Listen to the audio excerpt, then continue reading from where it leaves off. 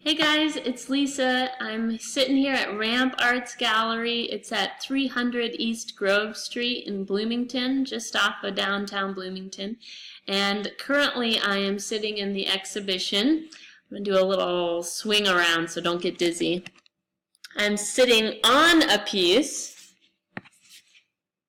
because this chair is attached to it. A collage of works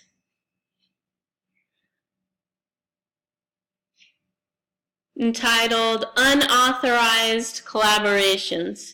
There's even a couch that's been brought into the gallery as part of it. And that baby stroller is not part of the exhibit. And then there's another gallery on the other side. The space is home to several artists, and then displays like this show works every month that rotates with an opening reception on first Fridays of every month. So this show is by AJ Art Slut. AJ is short for DJ, not short for, is a little play on DJ. Disc jockey changed to art jockey. And then Art Slut because he gives his artwork out for the pleasure of it. And you can interpret that as you want to, but he's taking a lot of other people's works, whether they're found, stolen, given, rescued, and re-collaged them together. So I wanted to get a little head start on what's going to be happening for this week's agenda. It's August 25th. This is our week 2. By 8 a.m. Monday morning, you should have all of your week 1 information turned in to me for grading. If you don't, please complete it. You have 2 weeks from this deadline to get a late grade, and then I'll be taking down the option from Blackboard to be able to enter assignments. This week, because we still aren't, we're transitioning into the book, there's going to be a lot happening that is also based around activity. One of that being the introduction to the Heartland Community College art collection. And that's something that I want you guys to go to Heartland and look at the artwork there. And if you take classes there already, then hopefully you are already doing that. And if not, then that gives you an opportunity to make it a point to be aware of what's going on in the hallways around you. So let me get going on that. Like usual, you'll get into the routine of doing a weekly discussion post that's based around the readings and all of the information that I'm presenting in the folders for the weeks on the, in this case, first chapter of the book. And then we'll get going. You'll see a link to that on the Blackboard page. And then we'll get going on another response. This is something that I want you to take time and consider, because you'll be responding to the Museum of Me article from your peers' posts on the discussion board. That means you're going to have to take the time to copy the URL link into another browser and check out these 5 images that people have started collecting about themselves. Read in their discussion post what they've talked about regarding their preferences on these little odd questions that I've asked, a little icebreaker to get to know one another, and start putting some assessment onto it. Start giving some feedback about how you're interpreting their thoughts, their words about themselves, and the images that are coordinating with those words. So if you'll notice that there'll be 4 questions that I'll need you to answer in your responses to 2, not 1, but 2 of the peers in your class. One being, how do you find links between what they're saying in their post and the images that they've presented in their gallery? See if you can find some connections there. 2, What image or answers stood out to you as far as the images that in their gallery or responses to their question? Was there something that shocked you? Was there something that really caught your attention? Make note of it. Bring it up in your response to them. And then what phrase or word would describe this image, this answer that you've come up with in question number 2. And I want you to plug that into Google Arts and Culture and see what comes up. So just do a quick search to see if you can add on to your peers' search and come up with something that they may have never thought about before. The second part to that question is to post the first picture that comes up from that search.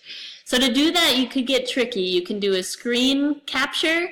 You could save the image to your desktop, and then I've included a link of how to attach images in Blackboard.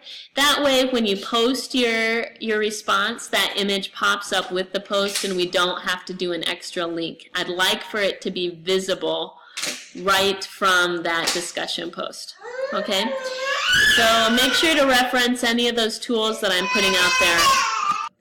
The final question that I have for you is to ask that gallery owner, that person that has posted those 5 pictures that you're responding to, a question.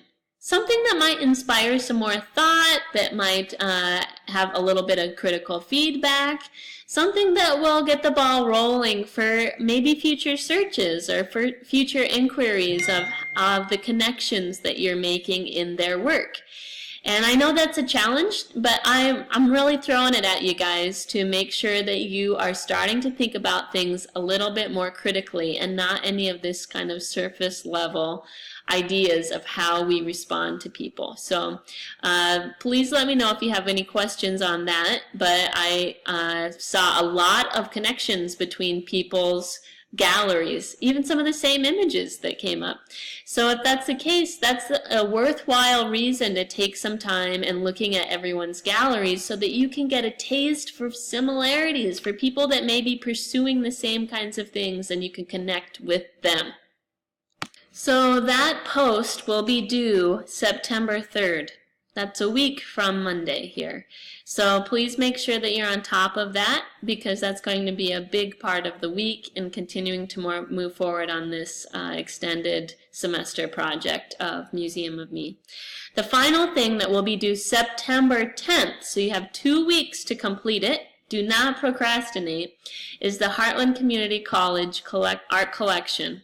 And I want you guys to read through the whole document that I've incorporated into the post under this week's folder so that you can get an idea of what I used as my example and also what I'm looking for as far as research. And that just means going to Heartland, taking a photograph with one of the pieces there, and with getting a photograph of the plaque there. I want to know the information presented as the label on the piece.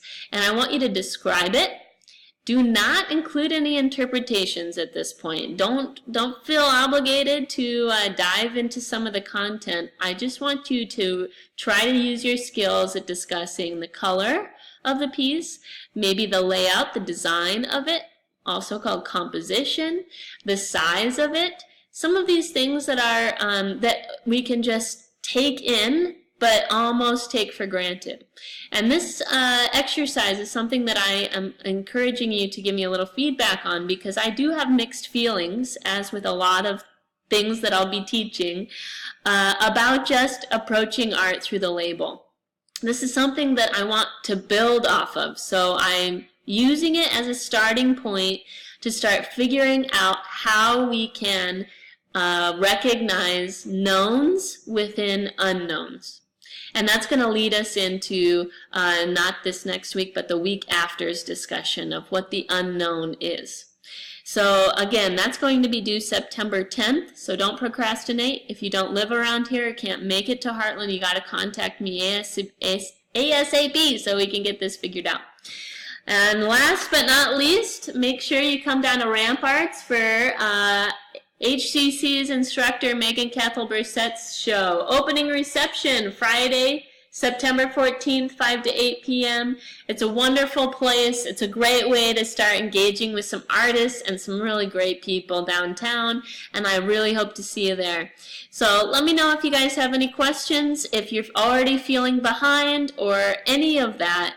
Please, please, please communicate, and I will gladly get you all squared away. Have a wonderful week, and I look forward to hearing and seeing your responses.